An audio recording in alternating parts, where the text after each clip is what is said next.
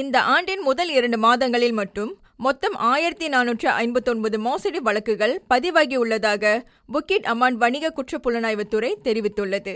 கடந்த ஆண்டின் இதே காலகட்டத்துடன் ஒப்பிடுகையில் இந்த ஆண்டு மோசடி வழக்குகளின் எண்ணிக்கை 11 விழுக்காடு அதிகரித்துள்ளது என இயக்குனர் டத்தோ ருஸ்டி முகமது ஈசா தெரிவித்துள்ளார்.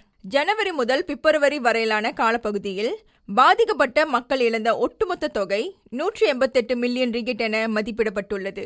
பண இழப்பு முந்தைய காலங்களை விட சற்று குறைந்திருந்தாலும் மோசடி சம்பவங்களின் எண்ணிக்கை அதிகரித்து வருவது ஆபத்தான அறிகுறியாகும் என அவர் சுட்டிக்காட்டினார். அசாத்தியமான லாபத்தை உறுதியளிக்கும் எந்த ஒரு முதலீடு திட்டத்தையும் நம்பி பொதுமக்கள் ஏமாற வேண்டாம். மேலும் முதலீடு தொடர்பான முடிவுகளை எடுப்பதற்கு முன்பு மக்கள் முறையான மற்றும் அங்கீகரிக்கப்பட்ட தளங்களிலிருந்து தகவல்களை பெற முற்பட வேண்டும் என வணிக குற்றப்புலனாய்வுத்துறை நினைவூட்டியுள்ளது.